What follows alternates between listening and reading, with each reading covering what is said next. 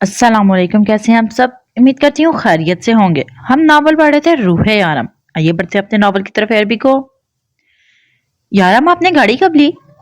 रूह इसके साथ आकर गाड़ी में बैठते हुए पूछने लगी। यही तो मसला है जाने मन। आप हमारे साथ बाहर निकले तो आपको पता चले कि हम क्या कर रहे हैं। मोहब्बत से इसका हाथ चूमते हुए बोला। हाँ तो आप अगर मुझे पहले बता देते कि गाड़ी है तो ना मुझे सर्दी का डर होता और ना ही मैं कमरे में रहती। वो मुंह बनाकर बोली। हाँ तो नीला बेबी तुमसे पूछा ही कब है? वैसे भी तुमने तो वहीं से मुझे कहा था कि खबरदार जो बिस्तर में घुसे। हम सारी जगह घूमने के लिए जाएंगे और यहाँ आकर उल्टा ही हो गया। तुम बिस्तर में घुसी हो और मैं तुम्हारी मिन्नतें कर रहा हूँ। हाँ तो मुझे थोड़ी ना पता था आप यहाँ इतनी सर्दी होगी। वो भी हार मानने के मूड में बिल्कुल भी ना थी। वैसे यारम आप ईसर भाई से क्या बात कर रहे थे फोन पे? रुको, अचानक इसके फोन कॉल याद आ गई। तुम्हारे भोर होने के बारे में मैं शरारती अंदाज में पूछने लगा। नहीं, आपके दादा के बारे में। आप फोन पर अपने दादा के बारे में बात कर रहे थे ना?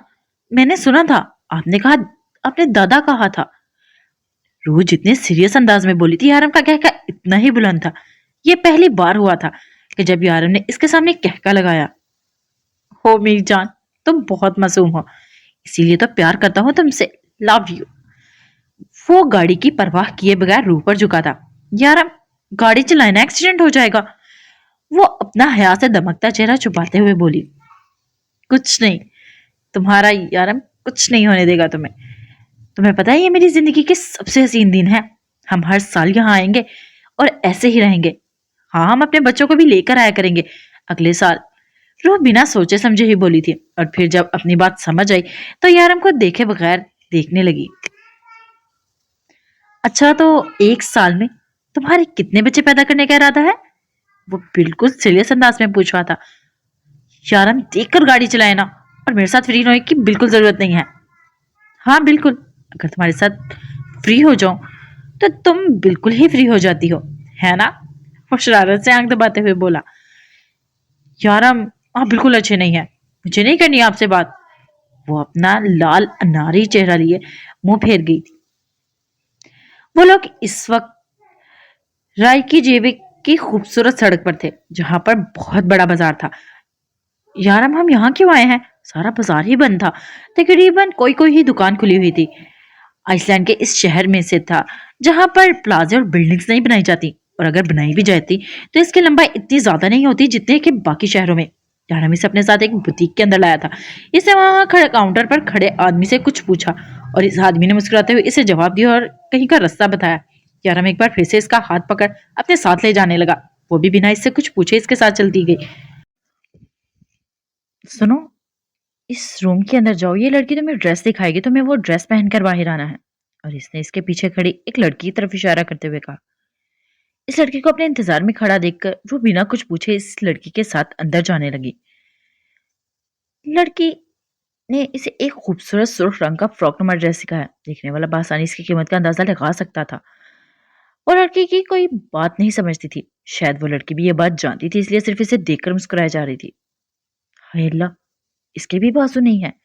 मुझे आराम से बात करनी है, रू ने इस लड़की से उर्दू में कहा, जबकि वो लड़की बिना इसकी बात समझे आगे से मुस्कुराई जा रही थी। देखिए, मुस्कुराना बंद करें, मुझे मेरे शौहर से बात करनी है, प्लीज इन्हें अंदर बुला दें। इस बार रू ने तफसील से कहा, लेकिन वो लड़की फिर भी मुस्कुराए पास खड़ी मुस्कुरा रही थी, जैसे इसे सिर्फ मुस्कुराने ही के पैसे मिलते हैं। वो लड़की को ऐसे ही छोड़कर बाहर निकल आई, लेकिन अब वहां यारम नहीं था। ये कहाँ चले गए? वो खुद से ही सवाल करती वापस अंदर आ गई, जहां वो लड़की अभी भी मुस्कुरा कर इसे देख रही थी। एक पल के लिए रुका, दिल चाहा कि इसकी मुस्कुराहट नोच करके ये फेंक दे। कैसी अजीब लड़की है। अब क्या करूं? अगर यारम वापिस आ गए तो मुझ पर गुस्सा होंगे। पहन लूं। हाँ, वो शर्ट भी तो पहनी थी, इसके ऊपर भी तो शॉल की थी, इसके ऊपर भी कर लूंगी। और वैसे भी यारम ने बताया था कि यहाँ मुझे अच्छे कपड़े नहीं मिलेंगे। वैसे भी ये फ्रॉक कितनी खूबसूरत है, सिर्फ बाजू ही नहीं है ना। और यारम ने देखकर ही खरीदा होगा।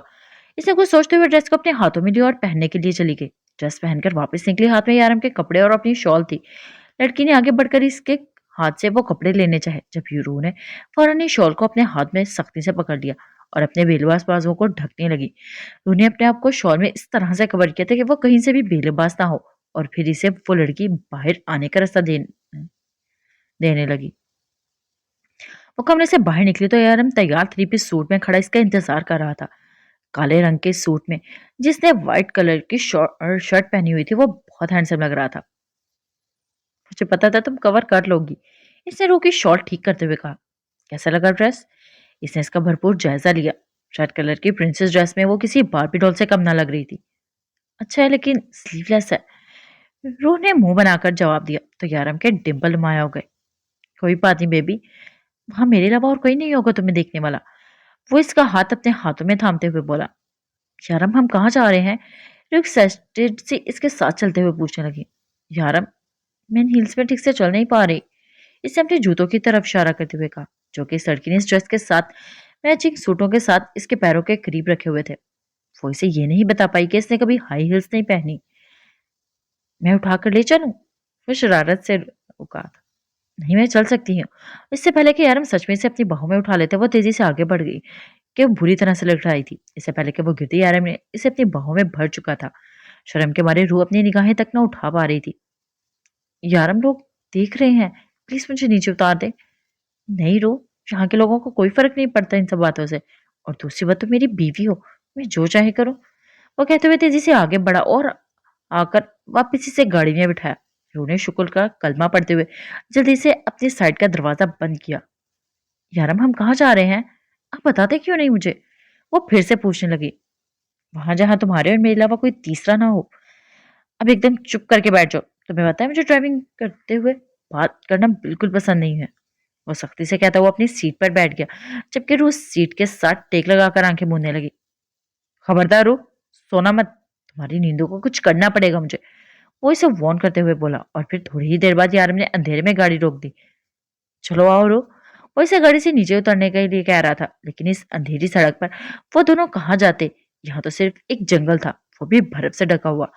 या जंगल से निकलती हुई शायद एक सड़क। यारम हम यहाँ क्यों आए हैं? अंधेरे में कुछ तलाश करने की कोशिश करते हुए पूछने लगी। क्योंकि आज मैं तुमसे कुछ सवाल पूछना चाहता हूँ। अगर तुमने इनके बिल्कुल ठीक जवाब दिए तो मैं तुम्हें अपने साथ ले चलूंगा, और अगर नहीं तो तुम्हें यहीं जंगल में छोड़ दूंगा। और वह बिल्कुल सीरियस मूड में बोल रहा था। अगर हिम्मत है तो छोड़कर दिखाएं, मुझे पता है आप मेरे बगैर नहीं रह सकते। मैं आपसे दूर चली गई तो यहाँ की सड़कों पर पागलों की तरह घूमेंगे आप। क्या दावा था। वो कुछ ही दिनों में ये बात समझ चुकी थी कि यारम इसे छोड़ नहीं सकता। रूह, इसने जज्बात की शिद्दत से इसका नाम पुकारा। रूह सवालिया अंदाज में इसके चेहरे को देख रही थी। I love you so much, I love you so much. बिल्कुल ठीक कहती हो तुम। अगर तुम मुझसे दूर हुई ना तो मैं वाकई इन सड़कों पर पागलों की तरह घूमूंगा। फिलहाल तो तुमने मेरा पागलपन देखा ही नहीं है। मैं सच में तुम्हारे बगैर नहीं रह सकता रूह। मुझसे कभी दूर नहीं जाओगी ना तुम? वो खुद भी नहीं जानता कि ये सवाल उससे बार बार वो क्यों पूछ रहा है, जबकि वो ये बात अच्छे से जानता था अगर वो इससे दूर जाने की कोशिश भी करेगी तो इसे वो दूसरी दुनिया से भी ढूंढ निकालेगा। यार मैं आपको छोड़कर कहीं नहीं जाऊंगी, और अगर जाऊंगी भी तो कहाँ जाऊंगी? आपके अलावा मेरा है ही कौन? वो गाड़ी से निकलकर इसके साथ चलते हुए कहने लगी। अच्छा बताओ कितना प्यार करती हो मुझसे? कहती भी हो कि नहीं? वो इसका हाथ थामे उस साथ चलते हुए कहने लगा। यार आप मेरी हर बात में शामिल है, आप मेरी हर सांस में शामिल है, हर नमाज के बाद की दुआ है आप। मैं खुद भी नहीं जानती कि आप मेरे लिए क्या है। जानम आप मेरे लिए मेरा सब कुछ है। अब आप इसे मेरी मोहब्बत कह लें या कुछ और, लेकिन मैं आपसे बहुत ज्यादा अजीज मुझे इस दुनिया में और कोई चीज नहीं है। जब आप सुबह काम पर जाती हैं तो मैं सारा दिन आपका इंतजार करती हूँ, और फिर जब आप वापिस आकर, वो शर्माई थी। जानम के डिम्पल नुमाया हुए। वो अपने शौहर के सामने अपने ही शौहर के सारे दिन की बेताबियां बयान नहीं कर पाती थी। जानती हो रू, मेरी माँ कहा करती थी, अगर किसी शख्स की मोहब्बत आपकी हर नमाज की दुआ बन जाए तो समझ लो वो मोहब्बत इश्क बनकर आपकी रूह में उतर चुकी है। मैं तुम्हारी रूह में उतरना चाहता हूँ रूह। अंधेरे में ऐसे ऐसे चलते हुए वो कह रहा था, जबकि रूह के वजूद को इसने अपने आप में छुपाया हुआ था। आप कितनी मोहब्बत करते हैं मुझसे बताएं? रूह ने पूछा। मोहब्बत वो कहका लगाकर हंसा था। तुम मेरा ऐन हो, तुम मेरा शीन हो, तुम ही मेरा गौफ हो। रूहे यारम के दिल से रूह में उतरा हुआ इश्क है। रूह की आंखों से बेताब आंसू छलके। रूह तुम मेरी जिंदगी में आई पहली खुशी हो, मैं कभी सोच भी नहीं सकता था मैं इतना खुशकिस्मत इंसान हूँ, मुझे तुम जैसी लड़की मिलेगी। वो मोहब्बत से इसे अपने साथ लगाए इसके आंसू साफ कर रहा था, जबकि आहिस्ता आहिस्ता ये सफर अभी जारी था। जारम आहिस्ता आहिस्ता कहता है इसे अपने साथ कहीं ले जा रहा था। कुछ फासले पर से थोड़ी सी रोशनी नजर आई। इनकी गाड़ी कहीं पीछे छूट चुकी थी। देखा तो सामने एक छोटा सा घर था जिसके अंदर की लाइट्स जल रही थी। जरम ये रूह ने सामने छोटे से घर की तरफ इशारा किया। हाँ मेरी जान, अब तुमने अगले साल हमारे बच्चों के साथ ये आने का प्लान बनाया है, तो मैंने सोचा इनके लिए घर भी तो होना चाहिए। बहुत छोटा घर है वो, यहाँ पर बड़े घर नहीं मिलते। यहाँ सब लोग ऐसे छोटे छोटे मकानों में रहते हैं। मैंने आबादी से अलग थलग एक छोटा सा घर लिया है। मैंने बहुत सोचा तुम्हें क्या क्या गिफ्ट कर दूं। फिर मेरे जहन में ये एक चीज आई। कैसा लगा? यारम ने मुस्कुराते हुए पूछा। बहुत प्यारा है। यारम ने देखा कि रूह रोने की मुकम्मल तैयारी पकड़ चुकी है। बिल्कुल मेरे जैसा, यारम ने शरारत से कहा। आप कब से प्यारे हो गए? प्यारी तो सिर्फ लड़कियां होती हैं। रूह ने इसकी गलतफहमी दूर करना चाहिए। हाँ यार, लड़के तो हॉट होते हैं मेरे जैसे, या लड़कियां भी हॉट होती हैं। वो शरारत से आंख दबाकर बोला। शर्म आप बिल्कुल भी अच्छे नहीं है। छोड़ो, मुझे मेरे घर के अंदर जाना है। वो अपना आप छुड़वाकर अपना गुलाबी चेहरा लिए अंदर जाने लगी। सॉरी बेबी, आज तो नहीं छोड़ूंगा। आज आखिर हमारे नए घर में हमारा पहला दिन है। इसने रूह को अपनी बाहों में उठाते हुए शरारत से कहा। बाकी घर सुबह देख लेना, फिलहाल सिर्फ बेडरूम ही देखो। वो इस पर झुकते हुए बोला और इसे लिए सीढ़ियों पर चढ़ने लगा। सुबह जब रूह की आंख खुली तो सुबह के 10 बजे थे। इसने अपने आप को यारम की बाहों में पूरी तरह से कैद पाया। शर्मीली सी मुस्कान मुस्कुराए यारम का हाथ अपने ऊपर से हटाने लगी, जब यारम ने इसे और कस के अपनी बाहों में भरा। यारम प्लीज छोड़ दे, सुबह के 10 बज रहे हैं, कितना वक्त हो चुका है। वो इसकी बाहों से अपना आप छुड़वाने की कोशिश करने लगी। तुमने क्या करना है? जल्दी जाग कर लेटी रहो ऐसे ही, मैं तुम्हें महसूस करना चाहता हूँ। वो इसके बालों में मुंह छुपाते हुए बोला। शारा, मुझे भूख लगी है। यारम को रात वाली टून में वापिस आते देखकर वो जल्दी से बोली। ना तुम्हारी नींद खत्म होती है और ना भूख। पहले बताओ तुम्हारा खाना जाता कहाँ है? तुम्हें लगता क्यों नहीं? अपनी हालत देखो, कुछ खाया पिया करो। हाँ, ताकि मैं आपकी तरह मोटी हो जाऊं। आंसू देखे आपने कितने मोटे हैं। लड़कियां लोग ऐसी बॉडी लाने के लिए दिन रात मेहनत करते हैं। 2 साल का कोर्स करके ऐसे मसल्स बनाते हैं। और जिसे तुम मोटा कह रही हो ना, लड़कियां मरती हैं ऐसी लुक्स पे। यार हमने इसे इन मसल्स की अहमियत समझाना जरूरी समझी। पता नहीं कौन सी लड़कियां जो ऐसे लुक्स पे मरती हैं। उन्होंने नाक से मखड़ी उड़ाई। मतलब तुम नहीं मरती मेरी लुक्स पे? यार हमने अपनी दो पकड़ू सीधा इसी की तरफ किया। हेलो, मुंह धोकर रखिए। मुझे आपकी लुक से कोई लेना देना नहीं है। मुझे तो बस आपके ये डिम्पल्स थोड़े से अच्छे लगते हैं। उन्होंने इसके गाल पर उंगली रखते हुए कहा। थोड़े से? शर्म ने इसकी नकल उतारी। हाँ बिल्कुल, बाकी आप बिल्कुल भी अच्छे नहीं हैं। चलो जी, कुछ तो अच्छा है मुझ में। शर्म ने भरपूर अपने डिम्पल्स की नुमाइश करते हुए कहा और लगे हाथों एक प्यारी सी गुस्ताखी भी कर दी। यार आप बिल्कुल भी अच्छे नहीं हैं। उन्होंने सुर्ख होते हुए चेहरे से कहा। हाँ पता है मैं बिल्कुल भी अच्छा नहीं हूँ, लेकिन मेरे डिम्पल्स थोड़े से अच्छे हैं। यार आंख दबाते हुए बोला। छोड़े, मुझे मेरा घर भी देखना है। इसे अपना आप छुड़वाते हुए जल्दी से उठी। यारम बाहर तो बर्फ गिर रही है, लेकिन यहाँ तो बिल्कुल भी सर्दी नहीं है। वो सीढ़ियां उतरकर नीचे आई थी जहां शीशे की बड़ी सी दीवार के बाहर बर्फ गिर रही थी। वो जल्दी से सीढ़ियां चढ़कर वापस बेडरूम में आई और यारम को बताने लगी। यारम ने मुस्कुराकर इसकी एक्साइटमेंट देखी। मैं तो पहले ही कहा था, जब बर्फ गिरती है तब ज्यादा सर्दी नहीं होती। हाँ लेकिन बर्फ गिरने के बाद बहुत सर्दी होती है, इसलिए एहतियात जरूरी है। यार हमने इसकी शॉल ठीक से इसके कंधों पर फैलाते हुए कहा। इसने अभी तक रात वाली ही ड्रेस पहन रखी थी। मैं अभी थोड़ी देर में होटल में जाऊंगा और वहां से आते हुए तुम्हारे लिए कुछ ड्रेसेस भी ले आऊंगा। और यहाँ पर तुम किसी भी किस्म की ड्रेस पहन सकती हो, क्योंकि यहाँ मेरे अलावा और कोई नहीं होगा। हम अगले 5 दिन यहीं रुकेंगे और फिर हम दुबई वापस जाएंगे। यार हमने इसे अपने करीब करते हुए बताया। यारम, अगर हम वापिस ही जाने वाले थे तो आपने घर क्यों खरीदा? तो उन्हें हैरानगी से पूछा।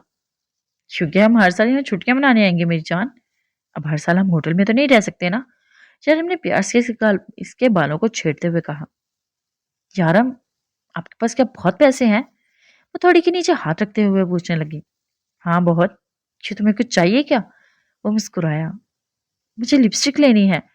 उसने जल्दी से फरमाइश कर दी। यारम कहका लगाकर हंसा। रू, तुम लिपस्टिक के लिए मुझसे पूछ रही हो कि मेरे पास कितने पैसे हैं? इसमें हंसने वाली कौन सी बात है? मेरी आपी के पास बहुत सारी लिपस्टिक थी। वो कभी कभी मुझे भी लगाती थी। रू एक्साइटमेंट में बताने लगी। कब इसके इतने करीब बैठ के इसे खुद भी पता ना चला। एहसास तब हुआ जब यारम इसे पूरी तरह घेर चुका था। यारम प्लीज छोड़े। रू का दिल जोरों से धड़कने लगा। यारम की गुर्बत से इसका यही हाल होता था। इसने अपना आप छुड़वाने की नाकाम सी कोशिश की, जब यारम ने इसके लबों पर अपने होंठ रखकर इसकी मजम्मत को नाकाम बना दिया। नहीं, मुझे कहीं नहीं जाना, यही रहना है मुझे, अभी आराम करना है। रू ने इसे अपना फैसला सुनाया। लेकिन रू, तुम यहाँ कैसे रहोगी? मैं तुम्हें अकेले नहीं छोड़ के जाना चाहता। मैं अपने घर में भी अकेली नहीं रह सकती क्या? यार मुझे कुछ नहीं होगा। क्या हो क्या है आपको? मैं ऊपर ही रहूंगी प्लीज। इस वक्त बिल्कुल सफर नहीं करना चाहती मैं। नहीं रूह, यहाँ खतरा है, यहाँ जंगली जानवर है। मैं तुम्हें अकेले छोड़कर नहीं जा सकता। ना जाने मुझे कितना वक्त लग जाए। यार हम किसी भी हाल में इसे अकेला छोड़ने को तैयार ना था। ओहो, मैं बिल्कुल बाहर नहीं निकलूंगी। बाहर निकलूंगी तो जंगली जानवर आएंगे ना। और वैसे भी जंगली जानवर तो रात को आते हैं। आज तो इतनी रोशनी है यहाँ। अब प्लीज आप जाएं। अगर आप लेट जाएंगे तो फिर लेट ही वापिस आएंगे, और फिर आते मेरी नींद के दुश्मन बन जाएंगे। रोदी जल्दी जल्दी बोलती अपनी जुबान दांतों तले दबा गई। इसके बाद सुनकर यारम की डिम्पल माया हुआ है। ठीक कह रही हो तुम रू। जल्दी जाऊंगा तो जल्दी वापस आऊंगा, क्योंकि वापस आकर मुझे तुम्हारी नींद का दुश्मन भी तो बनना है। वो शरारत से कहता हुआ उठा और दरवाजा अंदर से ठीक से लॉक कर लो। वो जब तक मैं ना हूं बाहर मत निकालना। यहाँ दूर दूर तक कोई आता जाता नहीं है, ख्याल रखना अपना। मेरे लिए। मोहब्बत से इसका माथा चूमते हुए बोला और बाहर निकल गया। इसके जाने के बाद रूह ने पूरा घर देखा, जो कि सुबह ही देख चुकी थी। घर की सेटिंग ठीक नहीं थी, जो कि इसने खुद अपनी मर्जी से करनी थी। थोड़ी देर बाद घूमने फिरने के इसे पता चला था कि हर जगह हीटिंग सिस्टम लगा है, जिसकी वजह से घर के अंदर सर्दी नहीं लगती। अब वो समझी थी कि आराम के पिछले दरवाजा बंद करने के लिए जाते हुए इसे इतनी सर्दी लग रही थी, तो अंदर आते ही इसे सर्दी क्यों नहीं लगी। ये सच था कि बर्फ गिरते ही इतनी सर्दी महसूस नहीं होती, लेकिन ये भी सच था कि इंसान जितनी सर्दी महसूस करे इसे इतनी ही सर्दी लगती है। और रूह से ज्यादा अच्छी तरह से सर्दी कौन महसूस कर सकता था। ये बात यारम बहुत अच्छे से समझ चुका था, इसलिए इसने इस घर में स्पेशली हीटिंग सिस्टम लगवाया था। और अब घूमने के बाद वो टीवी के सामने आ बैठी, और फिर थोड़ी ही देर में बोर होकर वो अपने बेडरूम में आई थी। यारम की परफ्यूम और सिगरेट की मिलीजुली महक अब तक कमरे में मौजूद थी। यारम बहुत सिगरेट पीता था, और इस चीज से रूह को कोई एतराज ना था, क्योंकि इसकी बहन तानिया भी अम्मी और बहनों से छुप छुपा कर सिगरेट पीती थी। इसको पता होने के बावजूद भी इसे यह बात कभी किसी को ना बताई थी। खैर वो बता भी देती तो वैसे भी कौन सा कोई इसकी सुनता। और यही सब सोचते हुए वो आकर बेड पर लेट गई, और अब भी अपनी आज और कल की जिंदगी के बारे में सोच रही थी। कितना कुछ बदल चुका था यहाँ आकर, कितनी अलग हो चुकी थी इसकी जिंदगी। पाकिस्तान में तो इसे खुद के लिए सोचने का भी वक्त ना मिलता था, और वहां कौन था इसकी परवाह करने वाला, इसको पूछने वाला। वो दिन रात काम करती, कोई नहीं था जो इसके बीमार होने पर इसे डॉक्टर के पास ले जाता। डॉक्टर के पास ले जाना तो दूर की बात है, इसे दवाई तक कोई लाकर नहीं देता था। सबके खाने के बाद अगर खाना खाना खाना खत्म हो जाता तो इसके लिए कुछ ना बचता, तो कोई इससे ये नहीं पूछता कि तुमने रात में खाना खाया या नहीं। और यहाँ कोई था जो इसकी जरा सी बात भी बहुत गौर से सुनता था और इसकी परवाह करता था। इसका खाना ना खाने पर 100 बार पूछता था। कितनी बदल चुकी थी इसकी जिंदगी। यार हमें इससे मोहब्बत नहीं इश्क करता था, और इस इश्क पर वो ईमान ले आई थी। सोचते सोचते न जाने कब इसकी आंख लग गई। आंख खुली तो भाई थोड़ा थोड़ा अंधेरा छा चुका था। वक्त देखा तो शाम के 3 बज रहे थे। यार अभी तक नहीं आए, ये कहाँ रह गए। वो सोचते हुए उठी और खिड़की का पर्दा हटाया। दूर सड़क पर एक आदमी चलते हुए जा रहा था। इसने कंबलनुमा शॉल से खुद को ढका हुआ था, या शायद इसने कोई जैकेट पहन रखी थी, हुडी वाला। दूर से समझ नहीं आ रहा था। यारम ने तो कहा था यहाँ कोई आता जाता नहीं है। यारम ने बताया था कि दूर दूर तक ना कोई बाजार है और ना ही कोई घर। तो फिर क्या ये आदमी कौन था? कहीं कोई रास्ता तो नहीं भूल गया। सोचते हुए पर्दा बराबर किया और वापस बेड पर आकर बैठ गई। थोड़ी देर में आदमी को भुलाकर वो वापस नीचे आ गए। यार हम अब तक नहीं आए, फोन भी नहीं लाया अपना, वरना पूछ लेती। चलो टीवी ही देख लेती हूँ, इसने सोचा, और एक बार फिर से टीवी ऑन करके बैठ गई। यारम को गए हुए तकरीबन 2.5 घंटे हो चुके थे। होटल यहाँ से बहुत फासले पर था, इसे तो बेहतर था साथ ही चली जाती। वो सोचते हुए एक बार फिर से टीवी बंद करके कमरे में आ गई। यहाँ खाना बनाने का कोई भी सामान मौजूद ना था, वरना वही बना लेती। यारम ने जाने से पहले इसे ब्रेड खिलाकर और चाय पिलाई थी, और अब हल्की हल्की इसे भूख भी महसूस हो रही थी। कमरे में आने के बाद इसने एक बार फिर से यारम के इंतजार से सड़क देखने के लिए पर्दा हटाया, तो देखा वो आदमी अभी भी वहीं उसी जगह खड़ा था। बाहर बर्फ गिरना शुरू हो चुकी थी। वो आदमी अभी तक वहीं खड़ा था। या अल्लाह, ये कैसा आदमी है, इस तरह से बर्फ में खड़ा है। यकीनन ये आदमी रास्ता भूलकर इस तरफ आ गया है। शायद अब किसी गाड़ी या लिफ्ट का इंतजार कर रहा होगा। मुझे इसकी मदद करनी चाहिए, लेकिन ये तो मेरी ज़ुबान समझता ही नहीं है। मैं इसे कैसे बताऊँगी कि वो गलत जगह है? उफ़! जैसे भी बताऊँ, लेकिन मेरा फ़र्ज़ बनता है कि मैं इसे सही रास्ता दिखाऊँ। रूह ने सोचते हुए अपनी शॉल ठीक से सर पर लिया और घर से बाहर निकल आई। वो आहिस्ता-आहिस्ता कदम उठाती इस आदमी की तरफ बढ़ने लगी, लेकिन पास आने पर इसे अजीब-सा एहसास होने लगा। इसे लगा जिसके पास वो जा रही है वो इंसान नहीं है बल्कि कोई और चीज़ है। लेकिन अब वो इसके बहुत करीब आ चुकी थी और इसकी सोच बिल्कुल ठीक थी, वो इंसान नहीं बल्कि कोई और मखलूक थी। वो चीज़ रूह की मौजूदगी को महसूस कर चुकी थी। रूह ने अपने कदमों को ही रोक लिए।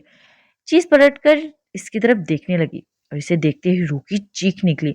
जानवर ने बिल्कुल ठीक कहा था, यहाँ पे खौफनाक और खतरनाक तरीन जानवर है। न जाने इंसानों में दिखने वाली ये चीज़ क्या थी, जिसके हाथ किसी जानवर का एक छोटा-सा बच्चा मुँह में खून से लथपथ था और अब इसका अगला शिकार रूह थी। खतरनाक तरीन जानवर जिसके मुंह और हाथों पर खून लगा था। इसे किसी छोटे से जानवर के जिस्म का कोई हिस्सा अपने हाथों में लिया हुआ था। इसका पूरा जिस्म सफेद था। पीछे से ऐसा लग रहा था जैसे कोई आदमी लंबा सा जंपर पहनकर खड़ा है, लेकिन पास आने पर पता चला था कि ये कोई आदमी नहीं बल्कि एक जानवर है। इसका कद किसी आम आदमी की तरह था, मगर जिस्मानी लिहाज से काफी मोटा था और बिल्कुल आम आदमियों की तरह दो पैरों पर चल रहा था। शक्ल खतरनाक तरीन सूअर जैसी थी। रूह की तो जैसे सांस ही थमने लगी। वो खतरनाक जानवर तेजी से इसी की तरफ लपका। रूह को लगा जैसे वो अपनी आखिरी सांसों के बहुत करीब है। बस कुछ ही देर में इसकी जिंदगी खत्म होने वाली है। वो खतरनाक तरीन जानवर इसकी तरफ बढ़ने लगा और कुछ ही लम्हों में इस पर हमलावर होने लगा। वो चीख मारती जैसे ही पीछे की तरफ भागने लगी, कोई इसके ऊपर से छलांग लगाते इस खतरनाक जानवर और रूह के बीच आ रुका और अपने हाथों में रखी हुई कोई चीज जानवर के गर्दन के अंदर घुसा दी। यारम, भागे! रूह, यहाँ से चले यार, प्लीज चले, यहाँ से चले। रूह रूह के कहते हुए इसका हाथ पकड़कर पीछे की तरफ खींचते हुए कोशिश कर रही थी, लेकिन रूह के लिए समझना मुश्किल था कि वह जानवर अभी तक पीछे क्यों खड़ा है, इन पर हमला क्यों नहीं कर रहा। रूह ने जब इसे खींचने की कोशिश की तो जानवर भी 7 कदम उठा रहा था। चले यहाँ से वरना अंदर जाओ रूह, बिना किसी डर के बोला था, लेकिन रूह ने इसे खींचना न छोड़ा।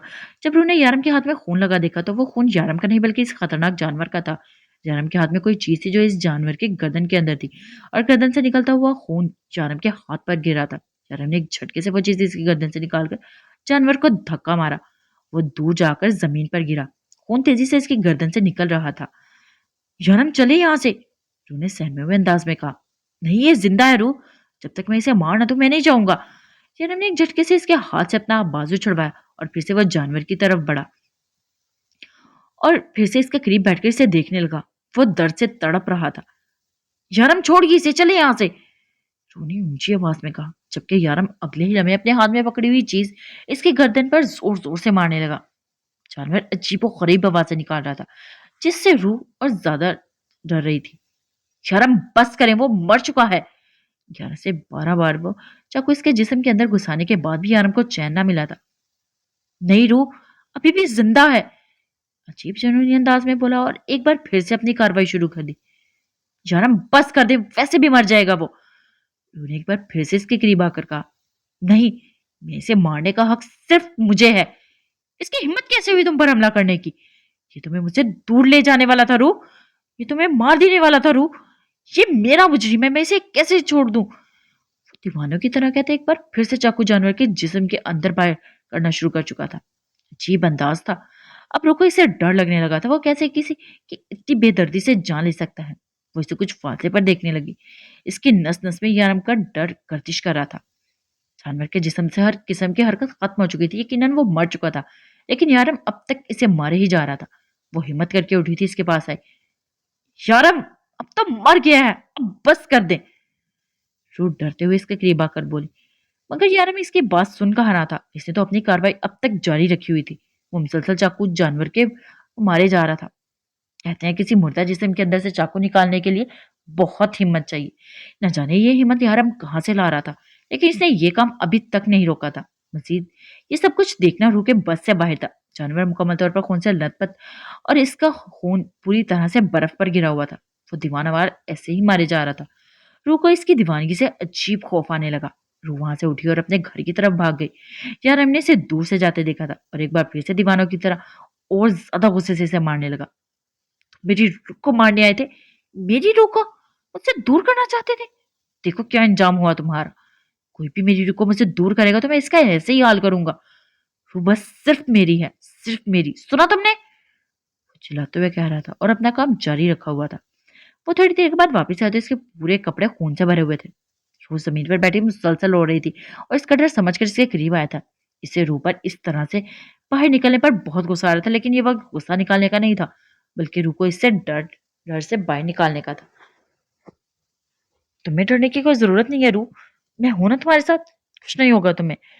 वो हाथ से बहता खून साफ करते हुए यारम की तरफ बढ़ा।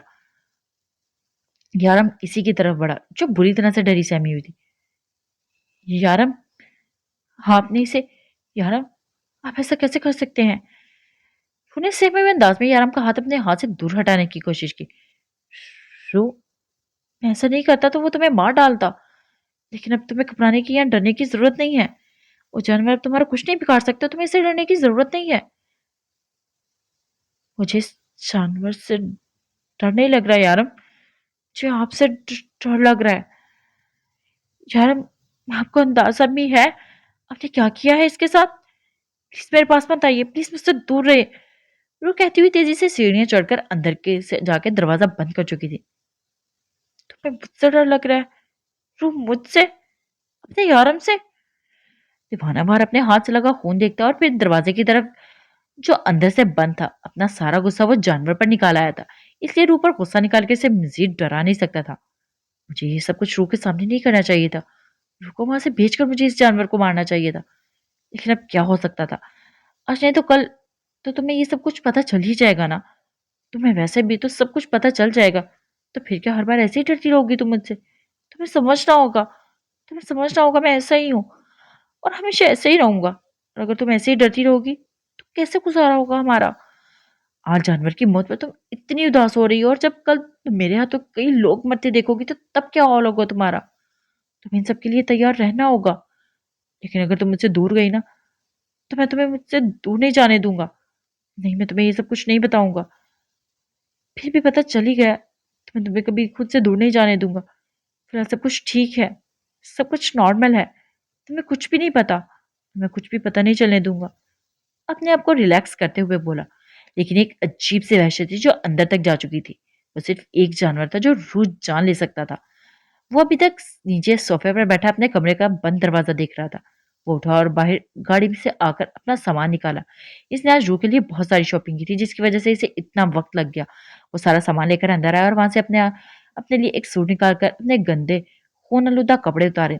बाहर लेकर जाकर फ्रेश हुआ ताकि जिस्म से इस गंदे जानवर के जिस्म की एक खून की बदबू खत्म हो। अब इसका इरादा रूह को मनाने का था जो उससे रूठ गई थी, लेकिन यारम फर्क नहीं कर पाया था कि वो इससे रूठ नहीं बल्कि डर कर दूर हुई है। यारम ने सबसे पहले किचन में आकर खाना निकाला जो कि वो अपने साथ लाया था। इसे पता था अब तक रूह को बहुत सख्त भूख लगी होगी। सुबह भी बहुत हल्का फुल्का नाश्ता किया था इसने। कमरे तक आया, दरवाजा खटखटाया, दरवाजा पहले ही खुला हुआ था, यानी कि जो तब से यारम समझ रहा था वो इससे नाराज है। अंदर से दरवाजा लॉक करके बैठी है, वो इसकी गलतफहमी थी।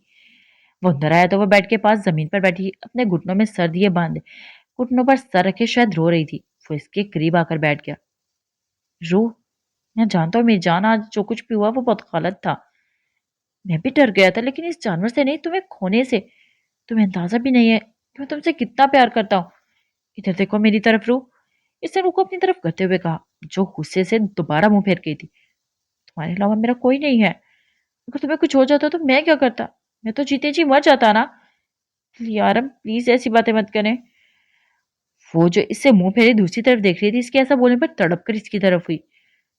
तो फिर क्या करूँ रू? मैं तुम अपनी जिंदगी में तुम्हारे बगैर सोच भी नहीं सकता। और तुम्हें किसने कहा था बाहर जाने के लिए? हाँ, मना करके गया था ना, फिर क्यों गई तुम बाहर? वो इससे पूछने लगा। यार अब मुझे लगा बाहर कोई आदमी है, शायद इस तरफ रास्ता भटक गया है, तो मैं सिर्फ इसे रास्ता बताने जा रही थी।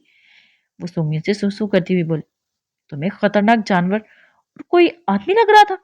यार हमको यकीन नहीं आ रहा था वो इतनी बेवकूफ है। पीछे से तो आदमी ही लग रहा था, ना जाने वो कौन सी मखलूक थी। और वो तो दो पैरों पर चल रही थी, जानवर तो चार पैरों पर चलते हैं ना। इसकी सुसु अब भी जारी थी, जिस पर यारम के डिंपल नुमाया हुए वो जो जल्दी से छुपा गया था। ये ना हो कि रू बुरा ही मान जाए। वैसे तुम्हें खुद यहाँ के रास्ते पता है जो इस बेचारे आदमी पर मेरा मतलब है इस दो पैरों वाले जानवर को बताने जा रही थी। ये इंसानियत के जोश में ये बात सोची ही नहीं। यार अब इसकी क्लास ले रहा था। ये बात तो मैंने वाकई नहीं सोची थी। इसने शर्मिंदगी से अपनी गलती कबूल की। अब भी डर लग रहा है। वो इसके करीब बाजुओं की घेरा बनाते हुए बोला, यार आपने इसके साथ ऐसा क्यों किया? मुझे इससे ज्यादा आपसे डर लग रहा था। आप कर क्या रहे थे? यार आपको हो क्या गया था इस वक्त? आपको पता है इस वक्त आप मेरे यारम बिल्कुल नहीं लग रहे थे। ऐसा लग रहा था जैसे कोई और इंसान है। वो जो इसके गुस्से और बेरहमी की वजह से इससे दूर हुई थी, इसमें अपना पुराना यारम देकर फिर से इसके करीब आ गई और इसके सीने पर सर रखकर पूछने लगी, तुम नहीं जानती रू, वो बहुत खतरनाक जानवर था। तुम्हारी सोच से भी ज्यादा खतरनाक। अगर मैं इसे ठीक से नहीं मारता और वो हमारे लिए मजीद खतरनाक हो सकता था। वो इससे प्यार से अपनी बातों में फुसला रहा था। तुम्हें पता है वो एक बर्फानी सुअर था। वो इंसानों की तरह इसीलिए चलता है क्योंकि इसके कमर की हड्डी बिल्कुल सीधी होती है, इंसानों की तरह। लेकिन मुझे ये बात समझ नहीं आई, तुम्हें वो इंसान क्यों लगा? मतलब तुम्हें कैसे लगा कि वो इंसान है? यार हम अपनी हंसी छुपाते हुए पूछने लगा, आप मेरा मजाक उड़ा रहे हैं? और उन्हें रूठे हुए अंदाज में कहा, बिल्कुल नहीं मेरी जान, मैं तो बस पूछ रहा हूँ, इतना खतरनाक जानवर जो पीछे से भी इतना बुरा लग रहा है। यार हमको अपनी हंसी रोकना मुश्किल लग रही थी। सबसे इसका चेहरा सुर्ख हो रहा था। वो नहीं लग रहा था। मुझे लगा इसने कोई जंपर पहना हुआ है जैसे आम इंसान पहनकर चलते हैं। अब वहाँ होटल में कितने लोग थे जो इस तरह की जैकेट पहने हुए थे। मुझे लगा इसने भी सर्दी से बचने के लिए इस तरह से अपने आप को ड्रेसअप किया हुआ है। रूह ने इसकी बात काट कर मुंह बनाते हुए कहा, और कब अपनी हंसी रोक के यारम का सुर्ख चेहरा मजीद सुर्ख हुआ और मजीद अपना कहका ना रोक सका। अच्छा दफा करो इसे, जो होना था वो हो चुका है, अब खाना खाओ। वो हंसते हुए इसे खाने की तरफ मुतवज्जो करने लगा। ओके गाइस, आज के एपिसोड के लिए इतना ही। फिर मिलते हैं नेक्स्ट एपिसोड में। अपना ख्याल रखिएगा, दुआ में याद रखिएगा और हमें फीडबैक क्लास में दीजिएगा। प्लीज लाइक कीजिएगा, शेयर कीजिएगा। फी अमानिल्लाह।